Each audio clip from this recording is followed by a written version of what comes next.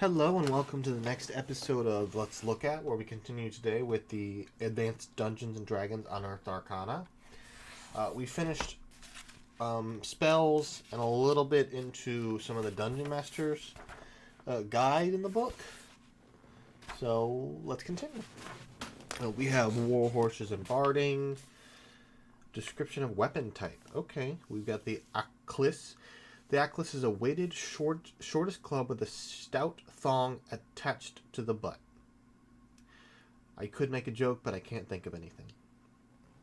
While it can be used as a handheld striking weapon, its principal employment is as a missile. Okay. Once hurled, the Aklis may be retrieved by its thong. So it's got like a strap that you throw and then you can get it back. Okay. Aladle. An aladle. I'm yawning. Whew. An aladle is simply a throwing stick for a short javelin. Its leverage and attack provide greater range and velocity as well as better accuracy. Okay. Blowgun, kind of self-explanatory. Caltrop, everybody knows that.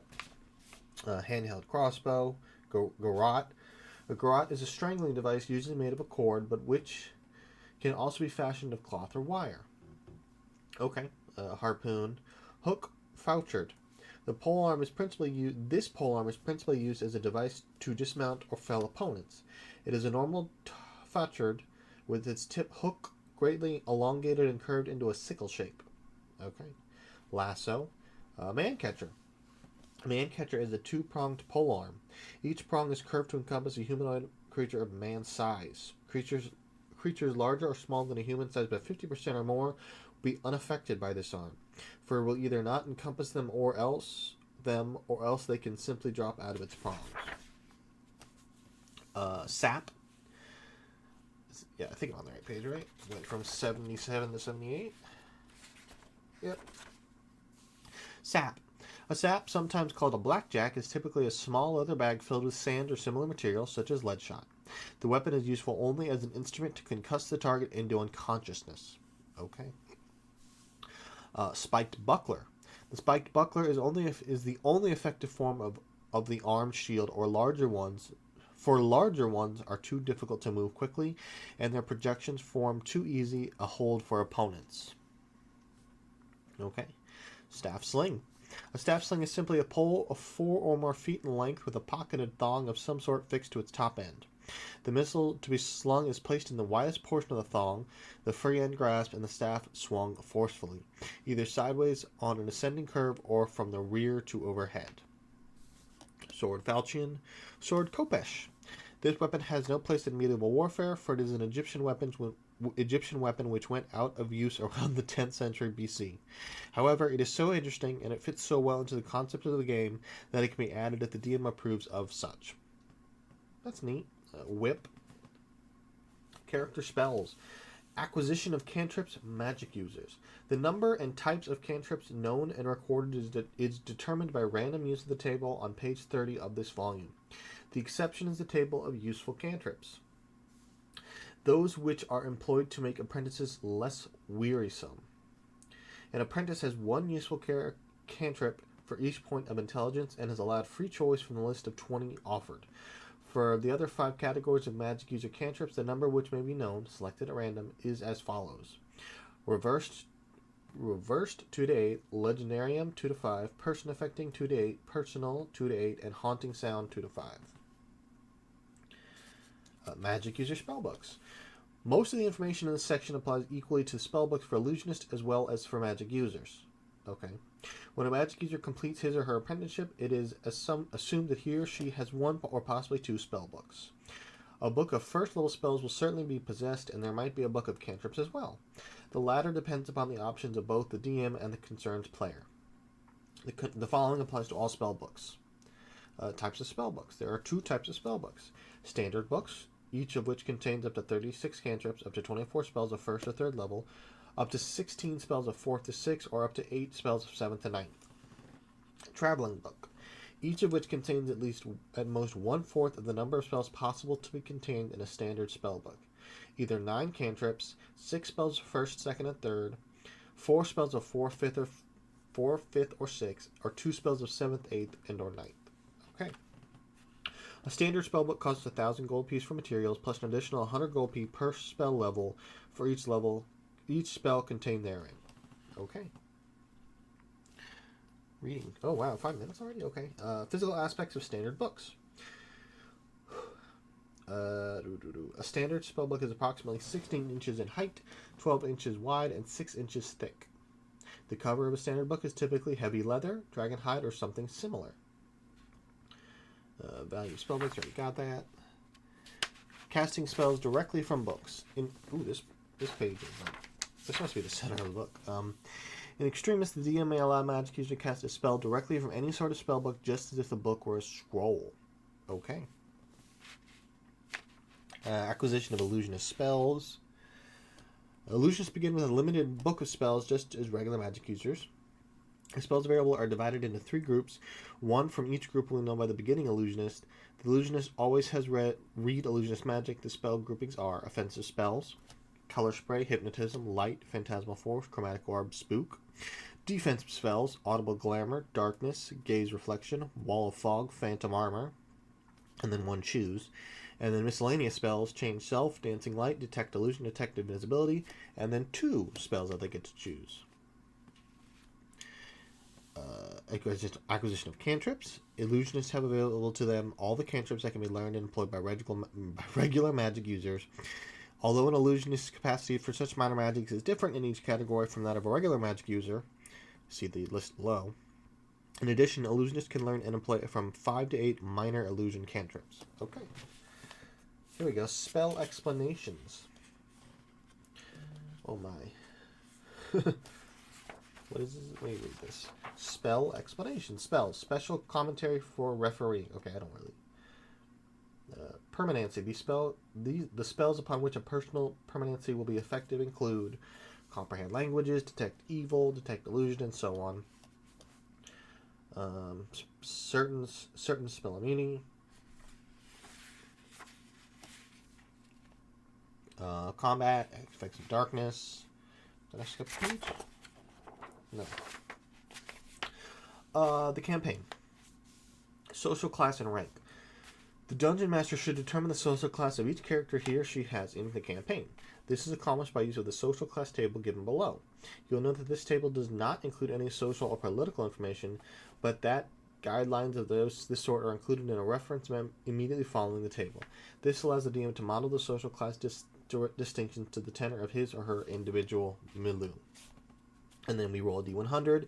We have lower class, middle class, upper class, lower middle class, middle class, upper middle class, lower upper class, middle upper class, upper class. Typical members of a class. Lower class is typically free slaves, peasants, tinkers, vagabonds. Middle class is landed gentry, merchants, petty officials, and then upper class is great nobles, sovereign nobility, royalty. Circumstances of birth. By nature of the topic, not much can be offered in way of rules for ascertaining the origin and background of characters in the campaign milieu. Virtually all other decisions must be made by an individual dungeon master, so that the results fit smoothly into the adventuring environment that he or she has designed. Birth table. There's a birth table. 1 through 100. Only child, first child, second, third, fourth, fifth, sixth, seventh, eighth, ninth, 10th, 11th, 12th. Roll 100, you're the 12th born. Parents' marital status, racial modifiers. Ooh, treasure. Here we go. Random treasure. Oh, look, a highlight. 55 through 59 on the scrolls table. Protection from traps, highlighted in yellow. There's another one. Invisibility. That's the first time I've seen this in this book. And there are a lot of magic items. Oh my goodness. Look at this. And then we actually get to it, I think. Types of treasures. Yep. This is going to be fun. Elixir of Health. This special potion cures blindness, deafness, disease, feeble-mindedness, insanity, infection, infestation, poisoning, and rot. Elixir of Life. This potent draught will restore life to any creature, even if at a negative hit point level equal to up to 20% of total hit points. Elixir of Madness. This is going to be the rest of the book, isn't it? Yep, this is going to be the rest of the book. I'm fine with that. I love the magic items. Elixir of Madness. A single sip of this stuff will cause imbiber to go mad as if he or she were affected by a symbol of insanity. Elixir of Youth. Quaffing this rare and highly dwemer elixir will be reverse aging. The entire contents of the flask must be consumed. Sipping from it initially will reduce the potency of the liquid. Taking the full potency dose reduces the imbiber's age by 2 to 5 years, and drinking the lower potency liquid reduces age by 1 to 3 years. Potion of Fire Breath. Oil of Acid Resistance. When this oil is applied to skin, cloth, or any other material, it confers virtual invulnerability to acid. Okay. The oil will not wear off quickly, and application lasts for 1 full day before becoming impotent. Okay. Oil of Disenchantment. This special oil allows the removal of all enchantment/charm dwellers placed upon living things. If the contents of a flask of this substance are rubbed on a creature, all enchantments and charms placed upon it are removed. Okay. Oil of Elemental Invulnerability. Oil of Fire Burning. Oil of Fumbling. This viscous substance will initially seem to be of a useful sort, acid resistance, elemental invulnerability, or slipperiness, for instance. Until the wearer is under stress in a melee combat situation, at that point he or she will have a 50% chance each round of fumbling and dropping whatever he or she holds. Weapons, shields, spell components, and so forth. Only a thorough bath of solvent, alcohol, turpentine, etc. will remove the substance before its potency wears off. So it's like a little trick. Oil of Impact. This magical substance is charged with a powerful dwemer, which is I don't know what that word means. I don't even know if I'm saying it right. Dwemer, which is beneficial to fix upon blunt weapons and missiles of all sorts, magical and non-magical. When applied to a blunt weapon such as a club, hammer, or mace, it causes the weapon to be both magical and deliver extra damage. Okay. Oil of Sharpness. Oil of Timelessness. This smooth liquid appears to be oil of any sort, even possibly by poisonous nature. When applied to any matter which was formerly alive, leather, leaves, paper, wood, dead flesh, etc., it enables that substance to resist the passage of time. Each year of actual time affecting the object as if only a day had passed. Okay, that's kind of cool. I think I'm going to finish this page and then we'll end it. Filter of Beauty. When this substance is consumed, the individual gains +1 on Charisma, 18 maximum, +1 to +4 on his or her comeliness score for the duration of the liquid's effect. I think I'm saying that. Comeliness? Filter of Glibness.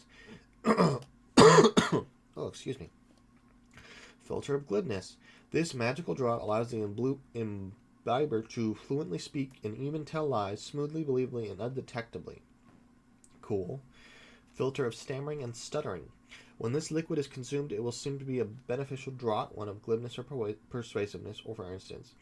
But whenever something meaningful must be spoken, the verbal component of a spell, the text of a scroll, conversation with a monster, etc., the beverage's true effect will be revealed, nothing can be said properly, and reactions to all creatures hearing such nonsense will be at a negative 25% penalty. That sucks. Potion of Rainbow Hues. This rather syrupy drop must be stored in a metallic container. A full flask holds sufficient liquid for 7 hours effect. The imbiber only has to concentrate on some color or colors, and he or she will turn that very hue in less than 1 segment. Okay. Potion of Ventriloquism. When it is imbibed, this potion enables the drinker to duplicate the effects of the ventriloquism spell. Okay. Potion of Vitality. This potion enables the consumer to be refreshed and full of vitality despite exertion, lack of sleep, and going without food and drink for as long as 7 days. Okay. I think I'm going to end it there because it ends potions and goes right into scrolls, so I think I'll save scrolls for the next episode. But I think that calls it for today. If you enjoyed the video, consider leaving a like, maybe subscribing, and if you leave a comment, I may not reply, but I do read them all. So thanks for watching.